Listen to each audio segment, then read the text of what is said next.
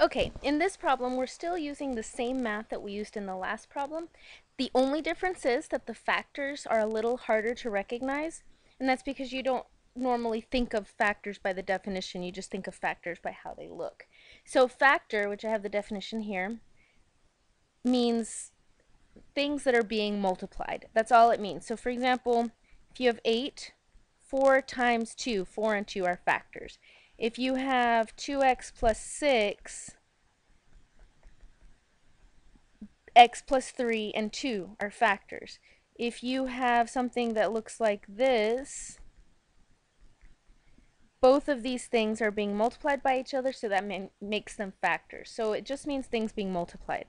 In this problem, I'm going to write out all of the factors so you can see what I mean. Okay, so there's 16 in the numerator and 11 x's.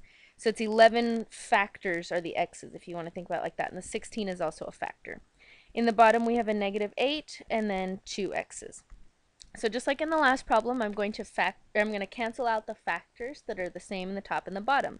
There's a factor that's the same, there's a factor that's the same, and then we can also reduce the 16 and the 8. So I'm going to divide 16 by 4, I get 4. Actually, I'm going to be smart, and I'm going to reduce 16 divided by 8 is 2, and 8 divided by 8 is 1. And don't forget that negative in front. So you end up with a 2 in the numerator. I have 9 x's left here.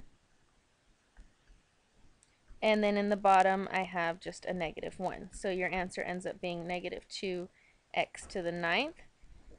If you know how to do exponents really well, you'll recognize that if you have 11 x's here in the numerator and 2 x's in the bottom, you're just losing 2 from the top. And so you could right away see that that's going to be like that. But if you need to write it out, that's fine too. It doesn't matter. Oops.